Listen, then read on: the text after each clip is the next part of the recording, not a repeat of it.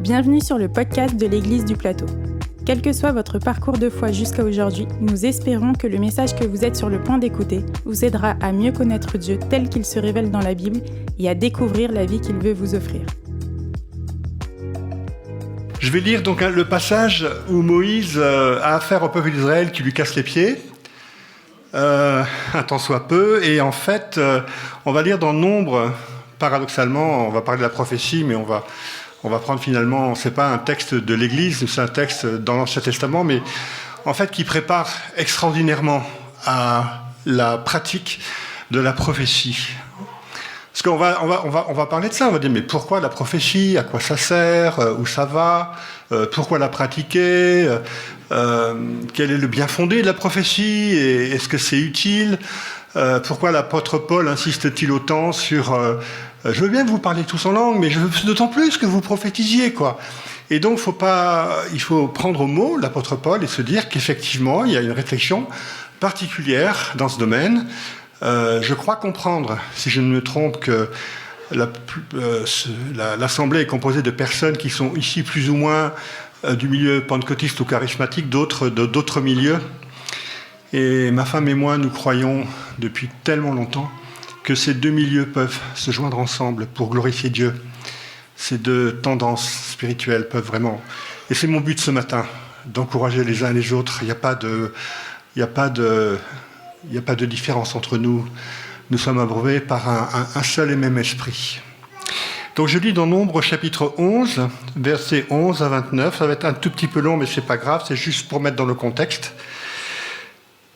Moïse fut attristé, il dit à l'Éternel, « Pourquoi affliges-tu ton serviteur, et pourquoi n'ai-je pas trouvé grâce à tes yeux que tu aies mis sur moi la charge de tout ce peuple ? Est-ce moi qui ai conçu ce peuple ? Est-ce moi qui l'ai enfanté pour que tu me dises « Porte-le sur ton sein, comme le nourricier porte un enfant, jusqu'au pays que tu as juré à ses pères de lui donner ? Ou prendrai-je de la viande pour donner à tout ce peuple ? Car il pleure auprès de moi et en disant « Donne-nous de la viande à manger ». Je ne puis pas, à moi seul, porter tout ce peuple, car il est trop pesant pour moi. Plutôt que de me traiter ainsi, tue-moi, je te prie, si j'ai trouvé grâce à tes yeux et que je ne vois pas mon malheur. L'Éternel dit à Moïse, « Assemble auprès de moi 70 hommes, des anciens d'Israël, de ceux que tu connais comme anciens du peuple et ayant autorité sur lui. Amène-les à la tente d'assignation et qu'ils s'y présentent avec toi. Je descendrai et là je te parlerai, je prendrai de l'esprit qui est sur toi et je le mettrai sur eux afin qu'ils portent avec toi la charge du peuple et que tu ne la portes pas à toi seul.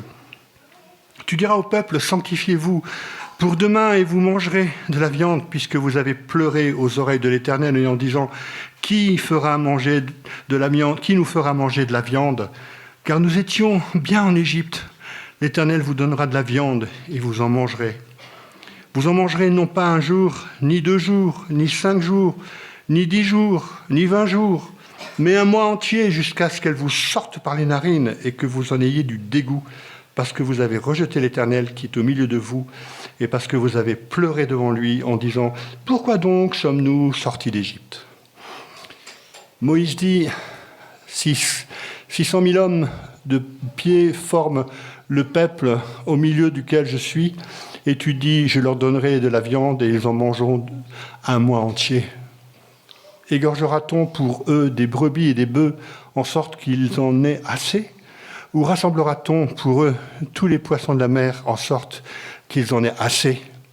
Et l'Éternel répondit à Moïse, « La main de l'Éternel serait-elle trop courte ? Tu verras maintenant ce que je t'ai dit arrivera ou non. » Moïse sortit, en rapporta au peuple les paroles de l'Éternel. Il assembla 70 hommes des anciens du peuple et les plaça autour de la tente. Et l'Éternel descendit dans la nuée et parla à Moïse. Il prit de l'esprit qui était sur lui et le mit sur les 70 anciens. Et dès que l'esprit reposa sur eux, notez bien ce passage, ils prophétisèrent, mais ils ne continuèrent pas. Je soumets à votre attention cette expression, ils prophétisèrent, mais ils ne continuèrent pas. Il y eut 2 hommes, l'un appelé Eldad et l'autre Médad, qui étaient restés dans le camp et sur lesquels l'Esprit reposa, car ils étaient parmi les inscrits, quoiqu'ils ne fussent point allés à la tente. Et ils prophétisèrent dans le camp. Un jeune garçon courut l'annoncer à Moïse et il dit « Eldad et Médad prophétisent dans le camp ». Et Josué, fils de Nun, serviteur de Moïse depuis sa jeunesse, prit la parole et dit « Moïse, mon Seigneur, empêche-les ». Moïse lui répondit « Es-tu jaloux pour moi ?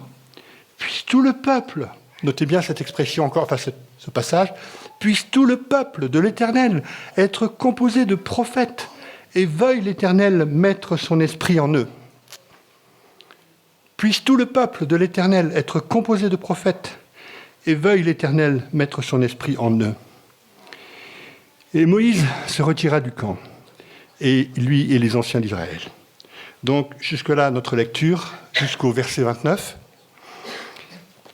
Alors, extraordinaire passage prophétique pour l'avenir de l'Église, de ce qui devait attendre les croyants qui étaient au bénéfice directement du ministère du Seigneur, au bénéfice de l'effusion du Saint-Esprit racontée en Acte 2, où effectivement on voit de manière pleine et entière le ministère du Saint-Esprit se réaliser auprès des croyants.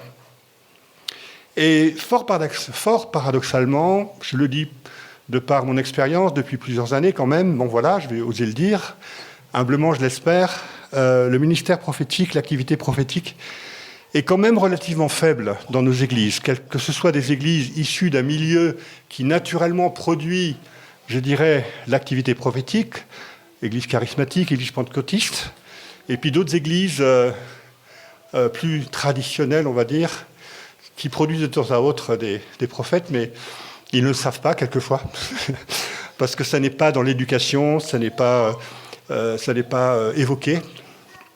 Qu'est-ce que prophétiser ? On va faire un peu de théologie. On va dire ceci.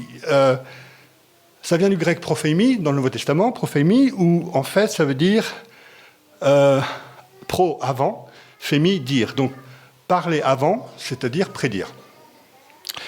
Sauf que c'est relativement secondaire dans l'exercice de la prophétie.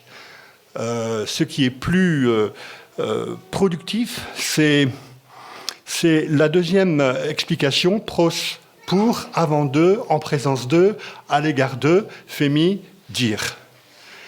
Parler de la part d'eux, être le porte-parole d'eux. Donc je l'ai dit, prédire, c'est assez secondaire. Bien plus souvent, le prophétique concerne le présent. Prophétiser, c'est parler de la part de Dieu. En tant que chrétien, on doit le comprendre très très simplement, sans penser être prétentieux. C'est souvent ce qui est reproché aux évangéliques. Vous, les évangéliques, vous savez trop mieux que les autres, etc. Enfin bon, bref, on va passer ça parce que c'est un débat casse-pied. Parlez au nom du Seigneur. Et l'hébreu plus profond et précis a un terme, une définition qui nous éclaire un peu plus. Et en fait, ce qui est aussi ce que je voudrais ici dire, que la première fois qu'on parle de prophète, est-ce que quelqu'un peut me dire quand, dans l'Ancien Testament, on parle pour la première fois de quelqu'un qui est considéré comme prophète ? Abraham, oui. Ça veut dire quoi ? Ça veut dire on se fait une idée sur le prophétique. Et on s'imagine, on a l'impression que les prophètes, c'est ceux qui prédisent l'avenir, les oracles, etc. Et en fait, être prophète, c'est un état d'esprit, en fait, premièrement, une attitude, un comportement, l'évocation d'un caractère particulier qui est transformé par le Seigneur. Et donc ce passage qui dit maintenant rends la femme de cet homme, car c'est un prophète, il parlera pour toi et tu vivras. Mais si tu ne la rends pas, donc c'était la femme d'Abraham, sache que tu mourras et tout ce qui t'appartient. Donc il y avait déjà un impact. Un prophète, quand il parle, il a une responsabilité. Il a quelque chose qui se passe. Il a un impact dans le vécu des personnes de son entourage, dès le début. Il parlera pour toi. Nabi, c'est le terme en hébreu de Naba, prophétiser. C'est dérivé d'une ancienne racine qui signifie, c'est très intéressant, vous allez voir, et qui donne la couleur du prophétisme. Déborder, bouillonner, jaillir comme une source d'eau vive. L'idée est de décrire une puissante inspiration intérieure qui déborde à l'extérieur. Voilà, c'est dit, voilà comment ça se passe quand on prophétise. Et puis, selon cette définition, sont prophètes tous ceux qui débordent de l'esprit. Et là, on va rejoindre maintenant le Nouveau Testament. Cela nous éclaire, effectivement, vu les paroles de Jésus, où la vie spirituelle est décrite comme un phénomène de débordement. Alors, des passages que l'on connaît, mais qui vraiment nous éclairent sur la nature même de la prophétie. Celui qui croit en moi, des fleuves d'eau vive couleront de son sein, comme dit l'Écriture. Alors ne nous disons pas, parce que je me mets avec tout le monde, que des fleuves d'eau vive ne coulent pas de notre sein, et ce de manière permanente, ce qui donne une légitimité à l'usage de la prophétie, de quelque degré que la prophétie soit. Des fleuves d'eau vive doivent jaillir de notre sein. C'est naturellement surnaturel. C'est comme ça. Nous sommes un peuple, un sacerdoce royal, nous sommes un peuple d'élus, filles et fils de rois, et des fleuves d'eau vive coulent de notre sein. Celui qui boira de l'eau que je lui donnerai, alors ça c'était Jean 7, verset 38, celui qui boira de l'eau que je lui donnerai n'aura plus jamais soif, et l'eau que je lui donnerai deviendra en lui une source d'eau qui jaillira jusque dans la vie éternelle. Mes amis, on va prophétiser jusque dans la vie éternelle, et ça ne va pas s'arrêter. Sauf que quand on prophétisera au ciel, on verra celui qui est l'objet de nos louanges. Mais là, il y a une autoroute pour nous par rapport à la prophétie. D'accord ? Et puis, l'Hébreu précise que prophétiser n'est pas seulement l'action de donner une parole de la part de Dieu, mais aussi l'action de manifester la puissance et la présence du Saint-Esprit. Alors, on fait référence à Acte 2. Alors, chers amis de la Pentecôte, ceux qui sont de la Pentecôte, je ne vais rien vous apprendre. Donc, on revient au texte fondamental, on va dire, de ce qui a animé le réveil pentecôtiste à l'époque, où on voit la puissance du Saint-Esprit se manifester de manière absolument impressionnante, des langues de feu, etc. On parle des langues étrangères, etc., etc. On est dedans, quoi. Rien n'a changé, frères et sœurs, depuis Pentecôte. Rien n'a changé, bien au contraire. On doit être encouragés. Moi, mon but ce matin, c'est de nous encourager. Je dis pas vous, parce que c'est comme si je me sortais du lot. Ah non, non, non, de nous encourager à prophétiser.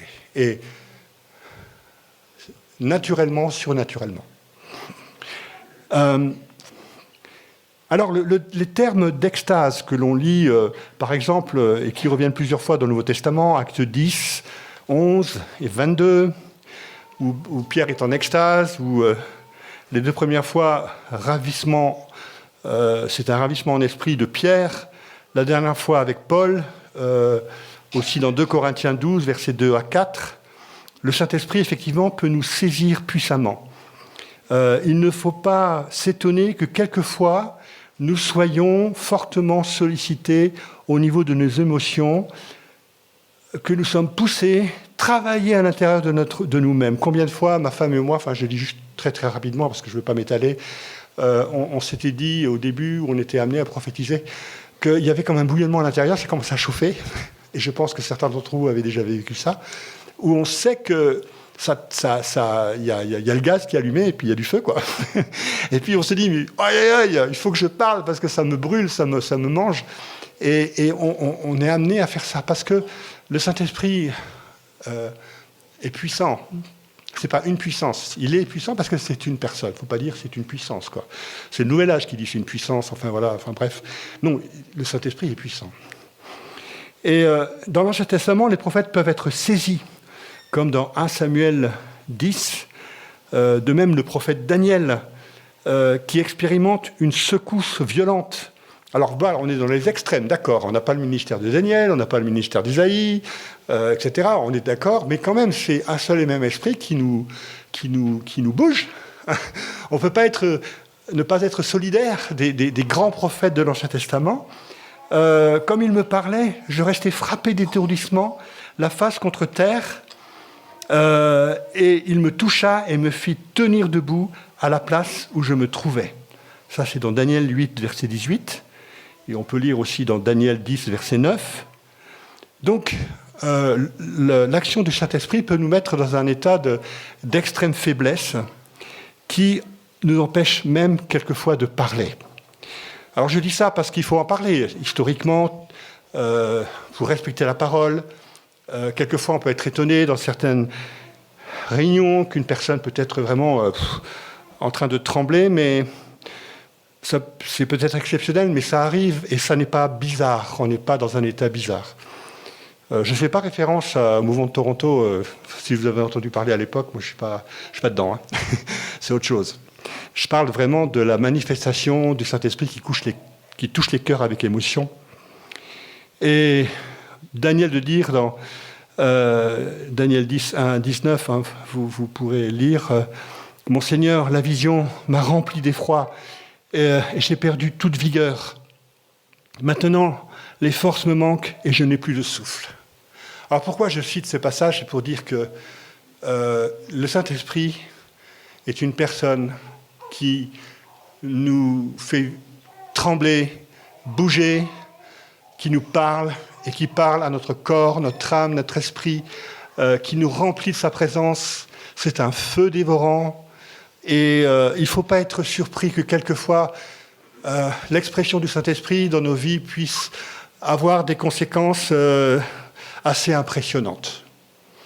Bon, la plupart du temps, ça se passe gentiment. Je dis pas ça. Hein. Je suis pas un fan du tout d'expressions extraordinaires qui nous font monter au plafond. Je suis issu d'un milieu évangélique traditionnel et j'ai appris à garder les pieds sur terre, donc ça va. Vous inquiétez pas, le plafond ne va pas nous tomber dessus. La voix de Dieu peut émouvoir tout l'être humain, l'esprit, l'âme, le corps, mais elle fortifie aussi, comme dans le passage où il est dit, toujours dans Daniel, « Je repris des forces et je dis que mon Seigneur parle, car tu m'as fortifié. » Et c'est vrai que je dirais la vocation du Saint-Esprit est essentiellement de nous fortifier, alors que nous sommes des êtres, des vases fragiles. Et en tant que vase fragile, le Seigneur vient nous visiter et essentiellement nous fortifier, même si effectivement, on va le voir tout à l'heure, il nous corrige. Dans Amos 3, versets 7 et 8, « Car le Seigneur l'Éternel ne fait rien sans avoir révélé son secret à ses serviteurs, les prophètes. Le lion rugit, qui ne serait effrayé? Le Seigneur l'Éternel parle, qui ne prophétiserait ?» Il faut bien comprendre que c'est une activité normale de Dieu, du Saint-Esprit, que de susciter en nous, comme une eau jaillissante, la puissance de la prophétie de la parole. C'est normal. Et on en a besoin. C'est-à-dire qu'en fait, c'est utile. Pour l'utilité, dit l'apôtre Paul. Tous ces dons spirituels, cette kyrielle de dons spirituels, quelquefois l'Église ne sait pas quoi en faire, hein, même dans les églises traditionnellement charismatiques ou pentecôtistes. Finalement, les gens ont peur parce qu'il y a eu des exagérations, il y a eu des choses qui ont été un scandale dans l'Église, sujet de division, sujet de controverse. Et au bout d'un moment, quand ça se passe comme ça, on en a peur et on l'abandonne. Mais le Seigneur n'a pas dit son dernier mot. Lorsque la parole est reçue, elle peut être douce. Et Jérémie 15, verset 16 dit ceci, « J'ai recueilli tes paroles et je les ai dévorées. Tes paroles ont fait la joie de mon cœur, car ton nom est invoqué sur moi, Éternel des armées. » Mais il y a un fardeau qui l'accompagne. Alors, on touche quelque chose d'important. Le prophète parle selon le cœur de Dieu. Il parle du cœur de Dieu. Qu'est-ce que Dieu veut faire avec nous? Il veut nous parler, non? C'est son but. de nous instruire, de nous causer. Le Seigneur veut nous causer. Et donc, on va faire comment pour qu'il nous cause? On va faire, on va l'écouter. On va écouter Dieu. Et ensuite, c'est une instruction pour nous-mêmes. Donc, psaume 32, verset 8. Je t'instruirai et je te montrerai la voie que tu dois suivre. Je te conseillerai, j'aurai le regard sur toi. Axiome mathématique. Axiome. C'est un acquis, on part d'un axiome et à partir de là, d'accord? Bon, ok, on est là, on y va. Tout simplement. Il n'y a rien de bizarre dans la prophétie. C'est pas fait pour les élites, c'est fait pour le peuple. On est d'accord? Ah, si seulement tout le peuple pouvait prophétiser, disait Moïse. Ah, ça y est, on revient vers notre texte. Puis Moïse qui dit je suis chargé, j'en peux plus, tue-moi, j'en ai marre. Le peuple qui hurle, qui n'est pas content. Ah, si seulement on était en Égypte encore, on aurait Canal+, on aurait Freebox, etc. Vous savez, le truc là, on serait dans un bel appartement avec tout le confort. Et là, Dieu dit, pour éviter que toute la charge repose sur un seul homme, il va falloir, mot magique, déléguer. Déléguer. Au lieu que l'esprit repose sur un seul homme, ça va reposer sur plusieurs. Sauf que là, la période de l'Ancien Testament était une période inachevée dans la révélation. C'est pour ça que le texte parle du fait que les 70 anciens ont prophétisé, mais ils se sont arrêtés. Alors pourquoi ils se sont arrêtés?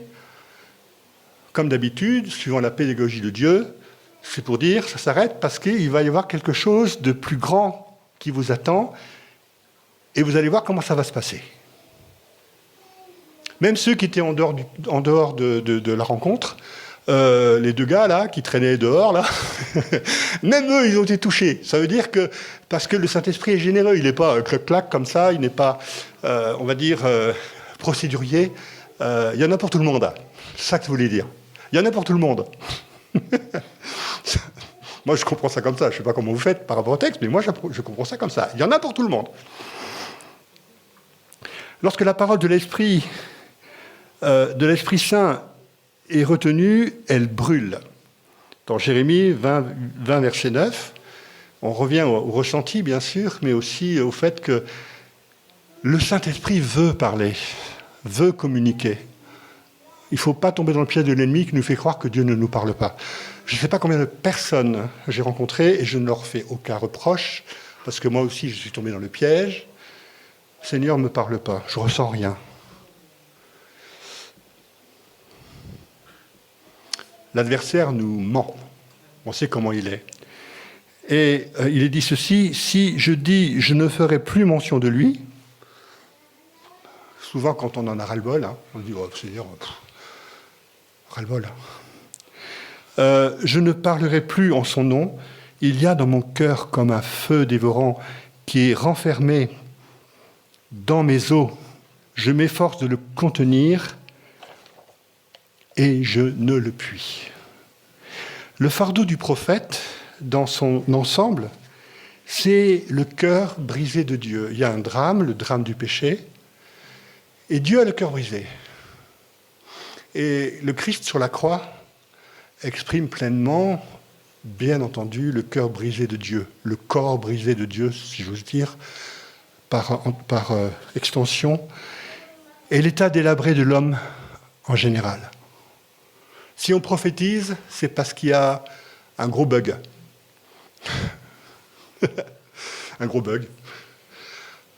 On est pécheur et on s'y prend mal. Je fais le mal que je ne veux pas et je ne fais pas le bien que je veux. Malheureux que je suis, qui me délivrera de ce corps de mort? Gloire soit rendue à Jésus-Christ qui est appelé le prophète. Le prophète. Et le prophète parle aux prophètes. À cause des prophètes, les mauvais prophètes, mon cœur est brisé. Au-dedans de moi, tous mes os tremblent. Je suis comme un homme ivre, comme un homme pris de vin, à cause de l'Éternel et à cause de ses paroles saintes. Le prophète ressent la douleur de Dieu. Le prophète ressent la douleur de Dieu. 1 Samuel 15, 25, Jérémie 4, 19.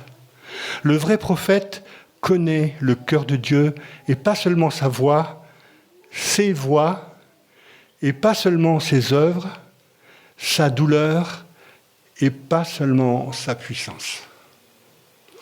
Ce qui est au cœur de la prophétie, du prophétique, de l'activité prophétique, c'est de parler de la douleur de Dieu qui souffre de voir le peuple, de voir ses enfants en dehors de sa volonté. Dieu n'est pas indifférent. Dieu souffre. Les actes symboliques sont le signe de l'identification totale du prophète avec son message. Ésaïe, il est dit dans Ésaïe 8, 18, 20, 2 à 4. J'espère que je ne vais pas trop vite. Ésaïe marche nu et déchaussé. Et puis il y a le passage controversé par l'ancien professeur de systématique, Henri Blocher, à la fac, qui croyait que Osée n'avait pas épousé en vrai une prostituée. Il dit non, c'est un mariage symbolique. D'autres disent ah ben non, je suis désolé, Osée a épousé une prostituée pour montrer un acte symbolique, pour montrer que Dieu s'allie avec un peuple impur. Ça peut se discuter, hein. Ça se discute. Moi, je pense, ce n'est que mon avis, mon humble avis, je pense qu'effectivement, il a épousé une prostituée. Parce que le prophète a vécu la douleur de Dieu et il s'est ancré, il s'est identifié à Dieu. Il n'a pas fait comme si de rien n'était. Excusez-moi, je vous sers une pincée de sucre dans votre tasse de thé, glou, glou, glou, glou. Non. C'est incroyable ce vers quoi Dieu nous dirige pour exprimer son cœur qui souffre et qui aime.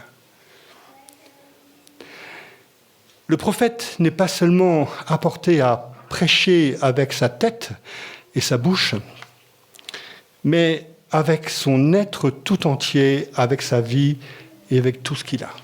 Quoi que vous fassiez, faites tout pour la gloire de Dieu. Nous sommes entièrement à Dieu, et notamment dans le cadre de la prophétie.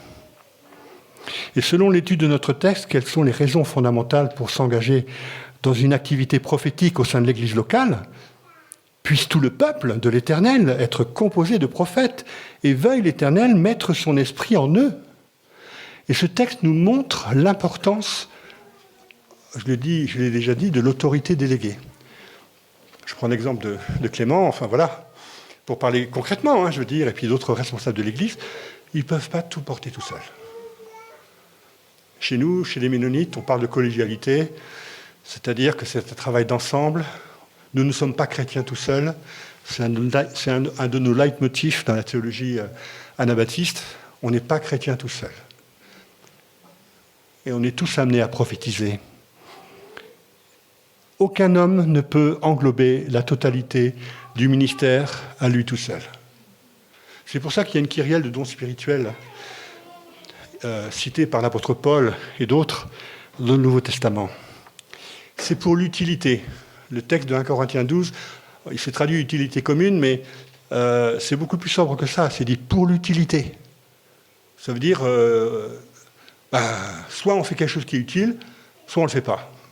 Si c'est utile, ça va. Si c'est pas utile, allez passer des vacances aux Bahamas. Voilà, ça veut dire ça. Un peu cru dans ce que je dis, mais il faut que ça soit utile pour le service à la gloire de Dieu et pour le service des autres, pour l'amour des autres.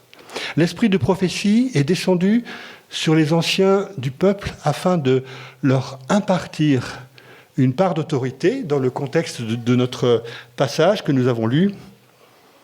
Et puis, il faut dire, à la suite de Jésus, un homme ne peut recevoir que ce qui lui a été donné du ciel.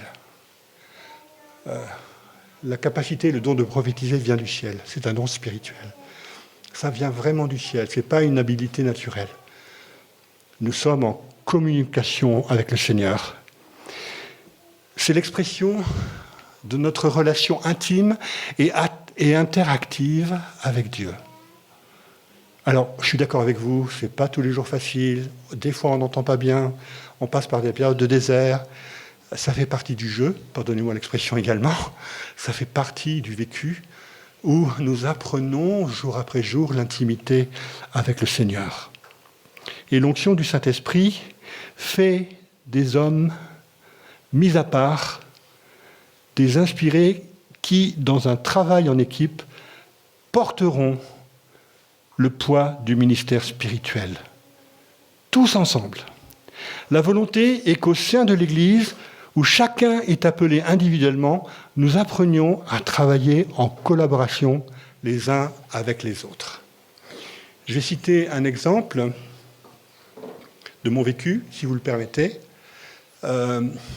Nous étions en équipe de ministère pour partir en Allemagne, avec une équipe du Nord, de l'église de Roubaix, où il y avait un solide ministère prophétique dans cette église, où j'ai beaucoup appris.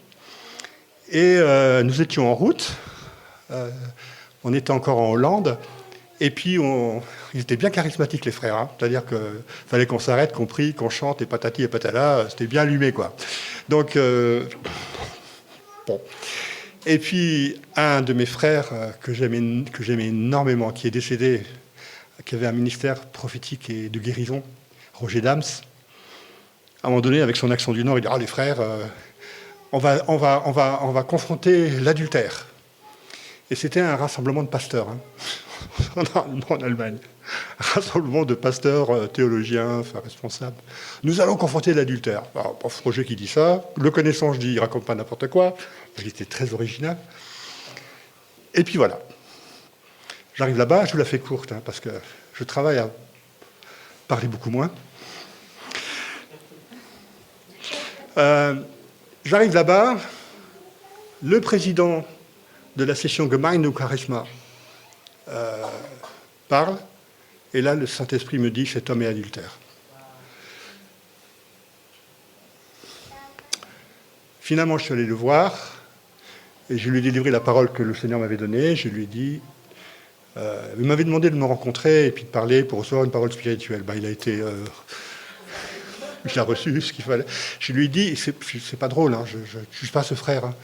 Je lui ai dit, voilà, tu es dans l'adultère, tu trompes ton épouse, si tu ne te repens pas, tu perdras ton ministère.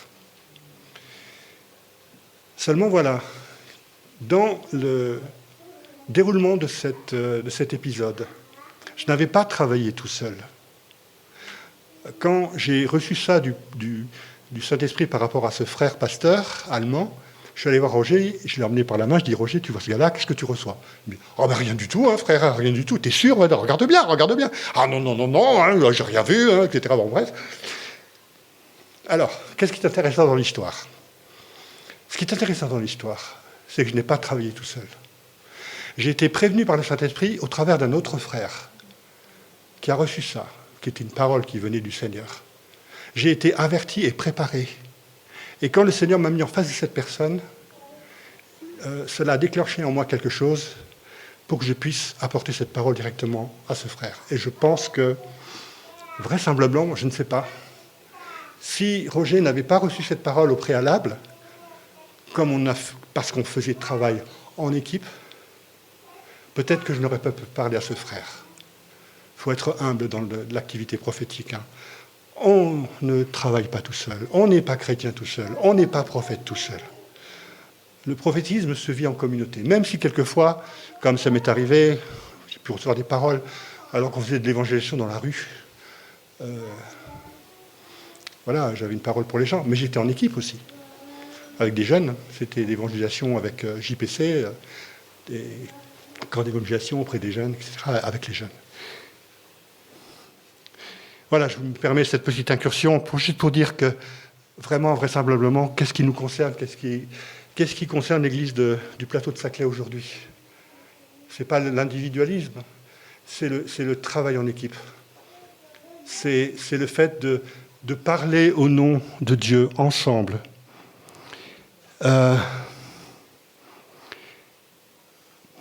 Paul encourage l'Église en disant ceci, recherchez l'amour, aspirez aussi aux dons spirituels, mais surtout à celui de prophétie. Ce n'est pas anodin. Mais pourquoi privilégier le prophétique? Vu la nature, vu le fin fond du prophétisme, c'est normal que Paul insiste, puisqu'il s'agit d'exprimer le cœur de Dieu. Il s'agit de parler du cœur de Dieu en faveur des autres. Alors la prédication est une forme de prophétie, mais bien sûr, prêcher, lire la parole, bien évidemment, mais c'est le socle de la prophétie, c'est-à-dire que la prophétie ne va pas au-delà de la révélation biblique. Elle la confirme. Nous avons reçu un cœur nouveau, et quand il n'y a pas de révélation, le peuple est sans frein et heureux s'il observe la loi. Ça veut dire qu'en l'absence de vision prophétique, le peuple n'a plus de limites. C'était le cas au temps du prophète Samuel. Il faut une vision, il faut une autoroute vers Dieu, si je veux dire. Il faut une autoroute à double sens pour que la pensée de Dieu, la volonté de Dieu, cette Église est le fruit d'une vision prophétique. Ça ne s'est pas fait tout seul. C'est le fruit de la pensée de Dieu. Nous avons entendu les tout débuts avec Clément et Barbara. Et maintenant, nous voyons l'accomplissement de cette prophétie. Vous êtes le fruit d'une prophétie qui a été donnée au cœur de Clément et Barbara et d'autres, je ne sais pas, enfin je ne connais pas tout l'historique, mais vous vous rendez compte ? C'est énorme. C'est énorme. Ce proverbe révèle que la révélation prophétique est nécessaire, même si la Torah, l'enseignement de Dieu, est disponible. L'essence du prophétisme biblique est de toujours ramener le peuple de l'Alliance à une consécration plus profonde au Dieu de l'Alliance. L'essence même de la prophétie, c'est de ramener le cœur des enfants de Dieu vers les clauses de l'Alliance. L'Alliance de grâce, c'est le boulot de la prophétie. C'est son boulot. Et ça se passe de manière diverse au sein de votre peuple. Nous sommes une race royale, une nation de prêtres. Alors, au boulot, quoi. Frères et sœurs, c'est simple. Il n'y a rien de bizarre, de surélevé. C'est le produit des élites. Une fois, j'étais dans une église, j'avais ramené 2 personnes qui avaient un ministère prophétique de prophète américain. Je l'ai amené dans un lieu, dans une telle église, dans tel lieu, et puis je les ai amenés en voiture. J'ai fait beaucoup de kilomètres pour les amener. Et quand je suis arrivé dans cette église, quelqu'un nous a reçus, et puis une dame, elle a levé le ciel. Les prophètes sont arrivés, les prophètes sont arrivés, les prophètes sont arrivés, alléluia, les prophètes. Ça m'a passablement énervé. C'est bon, calme-toi, ça va, c'est bon, c'est que des hommes. Tu ne veux pas dérouler le tapis rouge non plus, enfin, voilà. Mais ça m'a énervé, quoi. Je veux dire, mais nous sommes tous prophètes. Et puis si eux sont mis à part pour une dimension particulière, tant mieux, mais qu'ils veillent sur eux-mêmes, hein, parce que, voilà. Et l'essence du prophétisme biblique est de toujours ramener le peuple de l'Alliance à une consécration plus profonde au Dieu de l'Alliance. Alors Christophe Blom, un ami prophète là, qui est en Belgique, me disait dans un de ses bouquins, « Ainsi le prophétisme ne remplace pas la Torah, mais la met en valeur, et la Torah ne remplace pas le prophétisme, mais le permet et le favorise. Il en est de même dans le temps du Nouveau Testament. Mise en pratique, fidèlement, la prophétie dans l'Église confirme toujours la révélation des Écritures. » C'est très important. Très, très important. Je termine par un texte que j'ai vraiment à cœur, que j'ai eu je pense pour vous, Église de Saclay. C'est dans 1 Corinthiens 14, versets 24 à 25. Des gens vont venir ici. Des gens qui ne connaissent pas le Seigneur, qui vont être attirés. Des gens qui sont de votre connaissance, par contact. Peut-être des gens en bas du restaurant, d'autres, des golfeurs, je ne sais pas, pourquoi pas. Et ce qui me frappe et qui exprime vraiment ce qui est au cœur du prophétisme, c'est ce qui est dit. Mais si tous prophétisent, et qu'il entre un non-croyant ou un simple auditeur, Il est convaincu par tous, il est jugé par tous. Les secrets de son cœur sont dévoilés de telle sorte que, tombant sur sa face, il adorera Dieu et publiera que Dieu est réellement au milieu de vous. C'est le passage que je laisse ce matin à l'église du plateau de Saclay, si vous le voulez bien, si vous l'acceptez, si vous voulez bien l'accepter. Parce que c'est votre appel. Et je me réjouis de ce que, si j'ai bien compris, parce que Clément me l'a dit, vous êtes issus de milieux un peu différents, avec une mentalité différente et des cultures différentes. Moi, j'étais pasteur d'église où c'était une unité de couleur, c'est blanc. C'est blanc la plupart du temps. Il y avait quelques frères et sœurs issus d'autres nations, mais pas beaucoup. Mais là, vous jouissez d'un privilège extraordinaire qui exprime la couleur de Dieu, c'est-à-dire une diversité de races, de couleurs. C'est mon rêve, moi, de voir ça, des églises où, alors que les mentalités et les cultures sont différentes, avec un passé différent, les gens s'aiment et s'entendent. Il y a des Colombiens, il y a des Congolais, des Américains, des... Quelle grâce! Quelle aubaine! Quelle aubaine! C'est exceptionnel. Il faut en profiter. La prophétie corrige mais ne condamne pas à mort. Elle est essentiellement l'expression de la miséricorde de Dieu, mais rien à voir avec le fait de caresser les sens dans le sens du poil. Il ne s'agit pas non plus de flatter ou glorifier l'être humain, on est d'accord. Et la perspective du plan de Dieu, c'est que la prophétie n'annonce pas forcément ce que Dieu va faire, mais ce que Dieu veut faire, transformer notre caractère, afin que nous soyons comme Jésus-Christ et accomplir les œuvres du royaume de Dieu. Elle met à jour les perles cachées d'une personne pour le service et pour son devenir. Selon le plan de Dieu, et cela comprend la correction, si dure peut-elle être, la prophétie ne traite pas le péché comme une systématique impitoyable. Elle encourage la personne dans son cheminement, sa progression de disciple. Si long et compliqué cela peut-il être? Je parle à cette dame qui a les cheveux blonds, qui est juste en face de moi. Je pense que c'est pour vous, ça, de dire que vous pouvez oser avancer dans votre perspective de prophétiser. De croire que vous êtes une perle que le Seigneur veut utiliser et pour que vous soyez au service dans la joie pour le Seigneur. Le Seigneur va vous libérer de vos barrières pour que vous puissiez vous épanouir et que des fleuves d'eau vive, pas d'eau de vie, d'eau vive. Ouais, la prophétie, elle est imparfaite, hein, vous avez bien vu, pardonnez-moi, mais où le Seigneur veut vraiment, madame, je me permets, vous encourager pour que vous puissiez vivre avec allégresse et avec joie le service. Vous êtes une perle que le Seigneur veut utiliser pour son royaume. Amen. On verra. Cet après-midi, on va travailler en groupe. On va essayer de pratiquer les choses pour permettre à ce que des fleuves d'eau vive jaillissent de notre sein. Mais c'est déjà fait, hein. Vous êtes déjà en bon état. Je veux dire. Si vous voulez en savoir plus sur le message que vous venez d'entendre ou sur l'Église du Plateau, contactez-nous sur notre site égliseduplateau.fr ou sur nos pages Facebook et Instagram.